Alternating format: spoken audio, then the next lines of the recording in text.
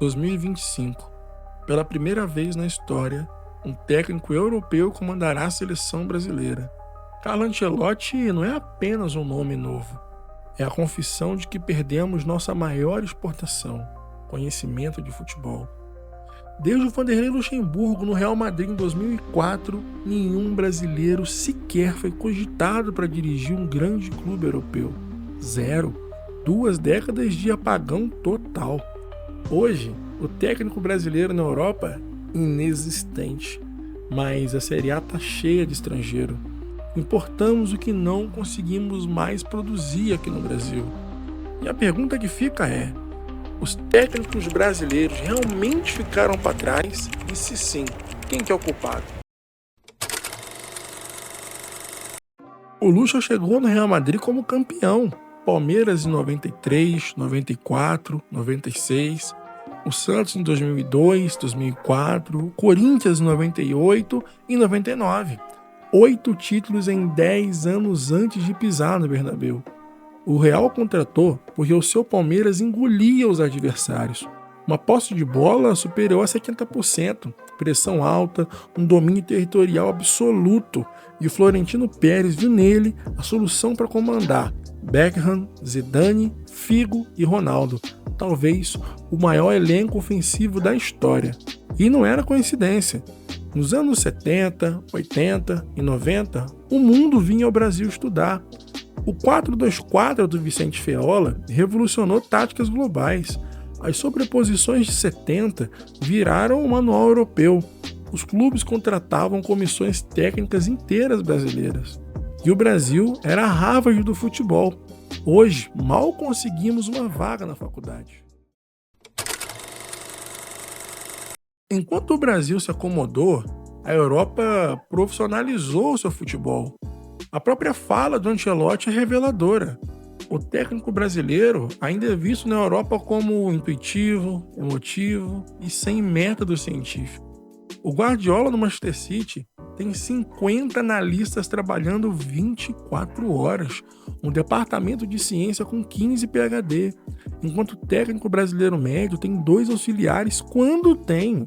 Klopp no Liverpool analisava 200 métricas por jogo, GPS em cada jogador, análise de sono dos atletas, enquanto o técnico brasileiro médio ainda está fazendo estudo no olhômetro. E a pergunta que fica, quantos técnicos brasileiros trabalham hoje na Europa? 0. Quantos estrangeiros comandam times na Série A? Jorge Jesus passou por aqui, Abel domina no Palmeiras. Inverteu-se o fluxo. O culpado tem nome, dirigente brasileiro, e a mídia que o alimenta. Criaram uma cultura do desespero, onde o técnico é um produto descartável. Olha só um exemplo. Na temporada 23, o Botafogo trocou 4 técnicos. Bruno Lage, Luiz Castro, Lúcio Flávio como técnico interino e Arthur Jorge. 4 filosofias diferentes em apenas 12 meses. O Cruzeiro em 2019, 7 técnicos numa temporada. Rogério Micali, Abel Braga, Adilson Batista, Enderson Moreira, Ney Franco, Filipão e o Enderson de novo. 7 projetos assassinados. E olha só o paradoxo. O padrão se repete. O clube com as contas em dias, mas perdendo jogos, e a mídia martela. O técnico perdeu vestiário, precisa de mudança urgente. E aí, quando o clube está endividado, mas está ganhando, a mídia publica gestão competente que foca no futebol. E o papel da mídia, na primeira derrota, sempre o técnico está em observação. Na segunda derrota, pressão aumenta. Terceira derrota, situação insustentável.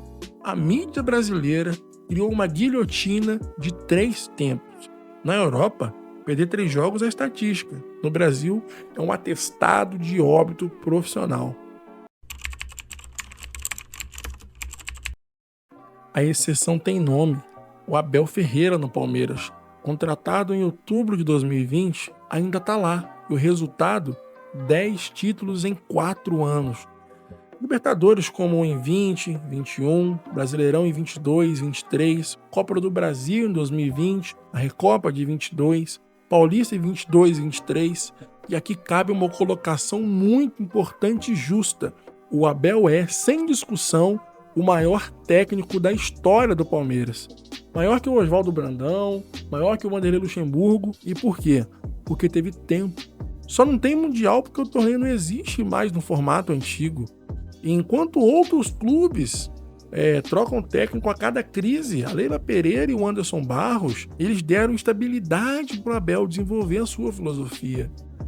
4 anos para mudar o elenco, implementar método e criar a identidade. E não é coincidência que ele é o único trabalho de longo prazo recente no Brasil e que também seja o mais vitorioso. O Abel, português, prova que qualquer técnico precisa de uma coisa: paciência, coisa que o brasileiro não dá para brasileiro. Carlo Ancelotti, 29 troféus em 28 anos, 5 Champions League, vencedor de todas as grandes ligas da Europa. Nunca foi demitido por resultado, sempre saiu por decisão própria. O Real Madrid lhe deu 6 anos em 2 períodos e o Milan 8 anos. O Ancelotti disse sobre os técnicos brasileiros recentemente uma frase que dói. São vistos na Europa como emocionais, sem método científico, focados apenas no talento individual. Traduzindo, não levados a sério. Enquanto a Europa exporta técnicos para o mundo todo, o Guardiola na Arábia, o Mourinho na Turquia, o Ancelotti aqui no Brasil, nós importamos até para treinar times da Série B. Quando a CBF contrata o Ancelotti, ela não está buscando só competência. Ela está admitindo que os brasileiros perderam credibilidade global, está terceirizando a nossa própria identidade. Olha só que ironia. O país que criou o futebol agora precisa de europeu para lembrar como se joga futebol. O diagnóstico é brutal e simples. Os técnicos brasileiros não ficaram para trás, eles foram empurrados para trás por dirigentes sem paciência, por torcedores sem memória e pela mídia sem projeto e sensacionalista. Olha só, os dados não mentem. O Abel Ferreira, em 4 anos, ganhou 10 títulos. O resto do Brasil tem a média de 8 meses, né? Demissão por 3 derrotas seguidas. A diferença não é a nacionalidade, é a estabilidade. A conta não fecha. O Mano Menezes, tetracampeão brasileiro, desempregado. Técnicos brasileiros experientes rodando entre clubes médios. Enquanto isso, técnicos portugueses, argentinos, espanhóis comandam metade da Série A. Não é que o brasileiro não sabe treinar, é que o brasileiro não deixa o brasileiro treinar. Criamos uma cultura onde o método não importa, só o resultado imediato. Onde o planejamento é luxo e demissão é a solução. O Brasil ainda pode voltar a ensinar ao mundo, mas primeiro precisa aprender uma lição que o Abel Ferreira ensinou. Paciência não é virtude, é necessidade. Enquanto não aprendermos isso, continuaremos importando o que já sabemos fazer e exportando apenas nostalgia.